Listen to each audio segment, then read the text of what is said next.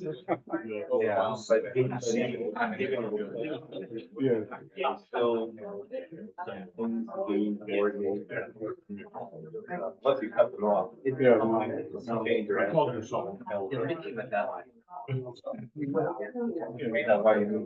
Yeah, no, that's usually, I moved back. That's happy. You move there, you should away some. Yeah. I just called the, Yeah, maybe. Yeah. I started They was on 14 figures. They're still there. Their mother.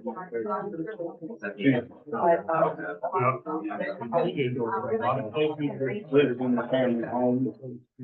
But she's I can race, far away, or I do. Part of the world.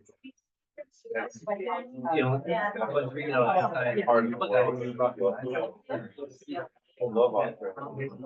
And then, so do you want to hit the? Yeah, probably. Yeah. Well, you get right, that's here. you got one. You hear the fan? Did the fan come on?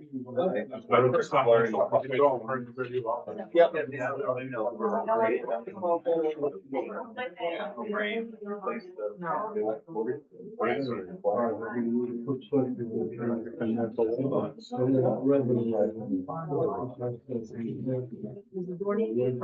Yeah, it should. Yes. We turned on. Yeah, it should be, yeah. I learned about that. We just turned the AC on. We just turned the AC on.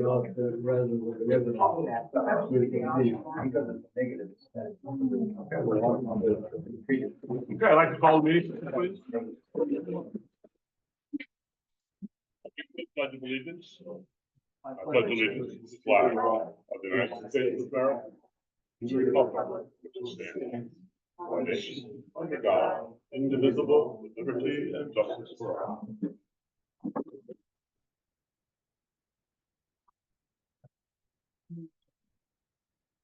Okay, roll call. Let the record show that 6 of the 7 members are present tonight. Joel Vale is out. He's on the. Oh, done Zoom. Okay, good. Yeah. Hi, Joel. Joel is here. No conflict of interest, I assume, because we're not really conducting any business.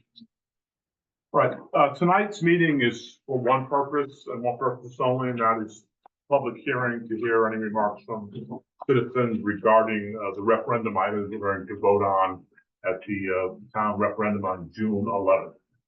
We have copies of the referendum questions on the back table there, along with those supporting documentation. And we also have copies of the new public comment policy that we just adopted at our last meeting. I'd like to go through that before we start taking public comments. And it's one page, so it's not terribly detailed. And it's very similar to how we've conducted meetings in the past. First of all, if you want to speak, just get my attention and I'll acknowledge you. We have one person speak at a time. We are instituting time limits for each person to speak. We haven't had that before, so we're trying that out. It's the first meeting where we have a limit of 3 minutes per speaker to speak. I will provide some leeway on that. I'm not going to cut anyone off in mid-syllable. For regular meetings, we're trying to limit the public comment session to 20 minutes. We're going to waive that tonight. It's the whole purpose of the meeting is to hear public comments. So the goal is everyone who wants to speak will have the opportunity to speak tonight for 3 minutes. If you want to say something over and above the 3 minutes, you'll have a second opportunity to speak, and we'd like to keep that to about 1 minute. So I do have very high-tech timing devices here to keep people under the 3 minutes. I'm going to try not to use that. I would reiterate what we said last week, that I'm much more interested in what people have to say rather than how long it takes you to say it. However, if people start babbling and going on and getting lost in the thickets, I will try to bring them back to the point at the end. So, also, we're going to take comments tonight on the subject matter of this meeting, which is the municipal referendum ballot for June 11th. Matters that are not within the purview of the select board, we're not going to talk about. What would that be? Well, someone wants to know what our position is on the Gaza conflict or Palestinian Hamas relationship. That's, I don't think they really care in the Middle East what we think about that. So that's not something they're going to do. So, and when you do want to speak, please state your name we have someone taking minutes. I'd like to hear your name and just let me know what topic you'd like to speak to. The intent is to go through the warrant articles in the order in which they will appear on the ballot. That's why if you don't have a copy of that, you have an opportunity to get to that right now. So, any questions on the public comment period? All right, let's see how it works. Okay, so we have a public hearing on June 11th, municipal referendum ballot. The first item that's on the ballot will be a summary of the annual municipal budget. We went over this at the annual town meeting on April 27th. Those items were approved and they're brought forward under Article 2 for everyone to validate that at the election in June. As you can see, it's broken down into expenses for this year as compared to the prior year, and also includes on the second page additional information on wastewater revenue and other general fund revenues. So are there any questions to start out with on the municipal budget before?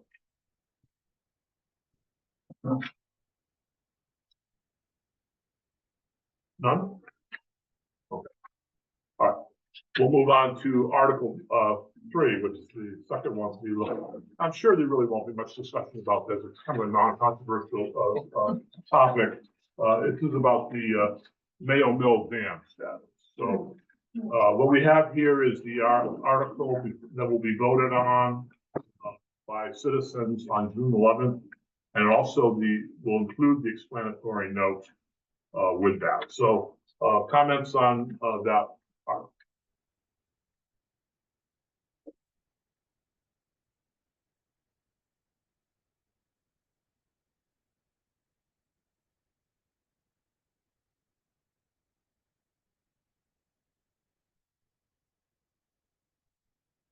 We'll move on. We have 5 articles regarding land use ordinance changes that have been proposed, 2 amendments. This is work done by the planning board, a lot of work done by them. Jeff, we also have our consultants. We do. The consultant who helped us develop this, and also the planning board chair is here. So Article 4 looks at amendments to the town of Dover-Foxcroft land use ordinance pertaining to housing. Article 5 is pertaining to the changes to the subdivision ordinance. Article 6 looks at self-storage facilities. Article 7 is the amendment to the land use ordinance regarding electronic signs in town. And then Article 8 is an amendment to the land use ordinance pertaining to wind energy system. So does anybody have any comments on any of those? Yes. Yeah, Sandy Perkins. Yeah. I'm actually a member of the planning board. And I don't have a question about the articles themselves, but I have a question about, and I just realized this tonight and I thought you'll look at me. There is like no explanation or even that the select board recommends or doesn't those amendments. And while I understand that the public is responsible for going to the website and reading it, most of them aren't going to see this full text such and such a place until they get to the voting booth. And so my question really is there a limit to, or a cost to how long those questions or referendums can be? Might be a little late for this one, but could a little more explanation be given so that, for example, when somebody sees this thing about, I think the first one, number 5, if I'm not mistaken, for example, that includes language that takes the setback limit from 15 back to 5. I bet there isn't anybody except the people that went to those meetings that knows that. So I'm not sure it's fair to ask people to vote yes and no. So I'm just asking about is there some way to Well, maybe yeah, put papers yeah. out there so that when people come through the voting booth, there's a little paragraph about each of those before they walk in? And Right, check typically, it out? the note with each article says that a copy of the full text of the ordinance is available in the town office, and that usually is available during election day too, Jack. Yeah. But the number of people who actually read the documents and are fully informed on that, I have to agree with you, would be infinitesimally small. Yeah. Got it? One thing I'll point out is there is a summary sheet about the subdivision part of it. It's kind of, basically, it's a newly proposed subdivision ordinance, that basically put this into compliance with current law, is the one we've had on the books. Did not. And we have a summary sheet out front, with the copy of the full text, so that, because I think that's over 47 pages. So it's easier to read the one page summary of that. Some of the other changes are literally one paragraph changes, so it would be really easy just to see like the 1 or 2 sentences. But we could absolutely, put explanatory notes on land use type questions, so that you get the 1 sentence of sort of concept of what it is you're trying to accomplish. We could absolutely do that in the future. We just, It's too late to do it it's too late. with this ballot, the ballot's already been printed. And we would really rely on the planning board to provide us that, and the consultants, developing it to provide us what that summary note would be. Because the last thing we would want to do is try to describe it, not knowing 100% of how to describe it properly. So if that came from the planning board, that could be included. Could we put a summary on each item, on the town website, so that people, instead of coming in there and grabbing copies of the paper, could at least read it there? That might be, something that our consultants could do, just a page or two, given that all the rest of them are really straightforward compared to the subdivision. And we could, as soon as we would have that, we could have it out front, I could put it on the website, both summary sheets. And I think that would be very helpful. Thank you. Yes. Would it be possible to? Please say your name, Lisa. Oh, I'm sorry. We know who you are. We're just- I'm sorry, Yeah, Lisa. thank you. Would it be possible to put it in the voting booth or in the, We can't put it in the voting. Yeah. so people can read it? They found on trying to do that in the vote. The vote, once you get to the voting booth, it's you alone. Yeah. Other comments? On any of the land use ordinances?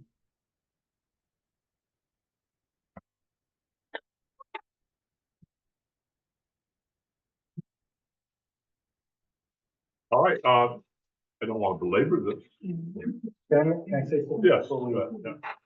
One thing I want to point out, everybody has the warrant that's really easy to read, because the sample ballot says the ink that says sample on it, so it's harder to read some of that. So, but I want to point out the sample ballots themselves that you have. They're printed out for you, single-sided, but some of the ballots you're going to get to vote are double-sided. So if you look on the bottom of those sample ballots, you're going to see what the very last line says, and some of it says, this is a 2-sided ballot, turn it over. I just want to point that out, because if you're looking at something single-sided, the ballot you get to vote on, some of them are going to be double-sided. And all of those cases are printed on the ballot. Other questions on land use ordinance items? Going once, twice? Do we have questions? Well, yeah, we have a closing remarks of the select board, but if you want to insert something, you want to hold until then? Okay, all right. All right, hearing no other questions for the public hearing, we'll close the public hearing, moving on to remarks by select board members. You're up. Oh, that's quick. Yeah. It's a question for the planning board and or land use. Is that something that is on a time schedule, or is it topic driven? AKA, why were these changes done? I could speak to that a bit, or consultants can. Some of them were traditionally, sometimes were required by the state, change language. The subdivision was one of those. Can't remember now. When was it? Ours was what, 1972 we last did it? something. 92. Hmm? 92. 92, 72, 92, it's all about the same but it's been quite a while. It needed a lot of updating anyway, but the state required us to do that. Sometimes we propose changes because something in town has happened that there was an example a couple of years ago where a business in town said, hey, there's a conflict between what we want to do and what is in the ordinance. And we said, nobody thought of that situation, so we made a change. And it's unusual that there's so many all at once, but that's just the way it happened this time. Other remarks from the select board members? Again? I'll go for number two. Okay. Wonderful. I was into the, town office and on a different topic, and I asked for a sample ballot. And beside it was a summary of these different articles. So there is information out there. And I wholeheartedly agree that we need to educate our voters. And at the same time, there's also some part of personal responsibility and not necessarily the day of the election, which is June 11th. So, Still time to, still time to still educate time to read yourself. that. Yes, Cindy. Yeah, I just, also want to echo a little bit about what Jane's speaking to, and that, you know, every planning board meeting is open and posted, and so there's lots of opportunities for people to come and follow the process and get the information they need. This is kind of the final step before the election, so, I know people have a lot of things going on in their lives. And we have to make time to know what we're voting on. So, I think the idea about putting a summary on the website is great. And everybody here can talk to their friends and neighbors about what's happening and let them know where they can get more information. So that would be great if you can be ambassadors out into the community doing that. People say, what's happening that day anyway, besides the vote on the dam? There are lots of things happening on our local elections, our passing our budget, and all of these ordinances, and people can garner further information about all of those things. So, thank you. Yeah. The quick thing, having summaries on the ballots is a good idea, short, and, but they will have to be fairly generic. And the reason why, and I know Sandy's mentioned, you know, a specific. If we put one specific in there, we don't put another specific in there, that starts to create a legal liability for us because, well, why did we mention that and not that? Are we trying to hide something? So it's best to keep the details out, but to explain to people, for example, with the subdivision ordinance, that the impetus for bringing that, doing it, spending what, a year on it or whatever we did. More than a year. No, don't say more than a year. Was because it was required upon, required of us by the state, as was, some changes to the housing ordinance as well.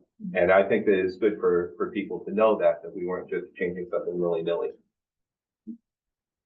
We actually put in thought into these things. Oh, God. Apparently more than a year. That's average. Can I ask a question of Steve? You have my permission. Thank you. Steve, just regarding Sandy Perkins, but if you today were going to go look at the ordinances, the changes, where's your favorite place to do that? I would do online. Online to Yeah. where exactly? Go on the website and there's a copy there. Yep. And you Should be. So, I've got my own copy, so. I know probably the quickest link, if it's helpful to put the link on the homepage, you can do that, but you click on upcoming meetings and you scroll down to planning board, there's, I left it up there from the public hearing where there was links to all the ordinances. So that link is still there, so you can see planning board and then click on that and you can see all the different links there, but, we can also include it on the homepage too, so Yeah. that will be the first thing instead of having to click one. So I suggest, do we change it, put it on the head page and everybody here can go and read and nothing is behind the curtain, it's And- all open. And we'll add the summary that we have, and I'll add the summary that we get from our consultants with it, so that it's all good. You do, that's fine. I just want to thank everyone for coming here tonight. This is a good showing for this meeting. And so it's great to see you here. Make sure when it comes to June 11th that you grab your neighbor and make sure that they're out voting. To every voice, everybody in this town should be voting. Hopefully have 4,000 people plus show up. So, thanks for being here. I don't think we have that many registered. Yeah. Well, Yeah. 3,000 registered voters, so. But you can still register also. Grab your neighbor. You can register day of. Any other closing remarks by select board members? Motion to adjourn? Make a motion to adjourn. Or a second? Second, We're all in favor of it? You have to have Joel, you're Joel, Yeah, we have to do you have to have roll Joel. call. Joel, you all right with that? Yes. Okay, thank you. Yeah. Yes. Okay. Yes. Yeah. Good. We are adjourned then. That's the. Lights on it. Sorry. How did I leave?